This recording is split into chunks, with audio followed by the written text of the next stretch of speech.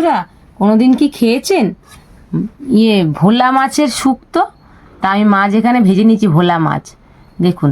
আর এখানে আমি সর্ষে, রাঁধুনি আর পাঁচফোড়ন ভেজে নিয়েছি, একটু শুকনো কড়াই দিয়ে গুঁড়িয়ে নিয়েছি। আর কটা নিয়েছি বিউলির ডালের বড়ি। আর এখানে শুক্তোতে যা যা লাগে, সজনে ডাঁটা, বরবটি, বেগুন, উচ্ছে, আলু।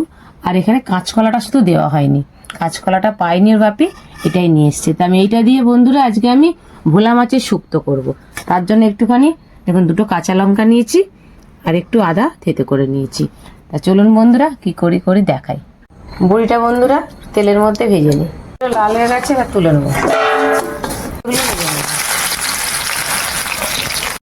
বন্ধুরা তুলে নিচ্ছি।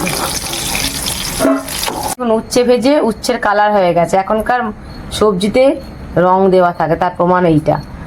আর এখানে আমি দুটো শুকনো লঙ্কা, তেজপাতা দুটো ফোড়ন দিচ্ছি অল্প করে পাঁচফোড়ন।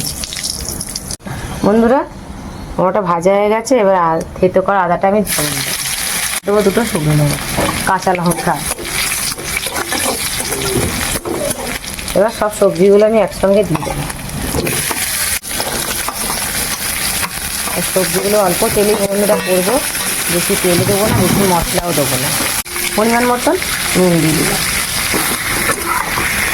বন্ধুরা সবজি ভাজা হয়ে গেছে, আর আমি অল্প একটু হলুদ দিয়ে দিলাম। যেহেতু শুক্তোতে বেশি হলুদ দেয় না, তাই আমি অল্প দিলাম, জল দিয়ে দেবো।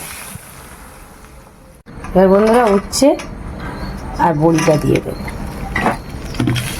এখানে বন্ধুরা কোনো দুধ বা ঘি, যেহেতু এটা মাছের দিয়ে শুক্তো হচ্ছে, তাই দুধ বা ঘি এগুলো আমি দিচ্ছি না। এবার এই মাছটা দিয়ে দিই। এবার ভাজা মশলাটা দিয়ে 1 ফুট ফুটিয়ে দেবো। এর মধ্যে আছে সর্ষে, রাঁধুনি আর পাঁচফোড়ন। এবার বন্ধুরা একটুখানি 1 ফুট ফোটানোর জন্য একটু ঢাকা দিয়ে দিই, তারপরে নামিয়ে দেবো।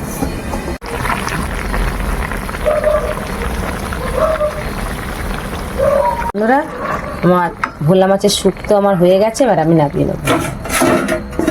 বন্ধুরা একটা লাইক, শেয়ার, কমেন্ট করতে বন্ধুরা ভুলবেন না, আর সাবস্ক্রাইব অবশ্যই করবেন, আর একটা লাইক করে দেবেন। বন্ধুরা শুক্তোর যা সেন্ট বেরোচ্ছে না বন্ধুরা, দারুণ। খুব সুন্দর সেন্ট বেরোচ্ছে গো, দারুণ দারুণ। বন্ধুরা লাইক, কমেন্ট, শেয়ার অবশ্যই করবেন, আর বন্ধুদের সঙ্গে শেয়ার অবশ্যই করবেন, একটা লাইক করে দেবেন।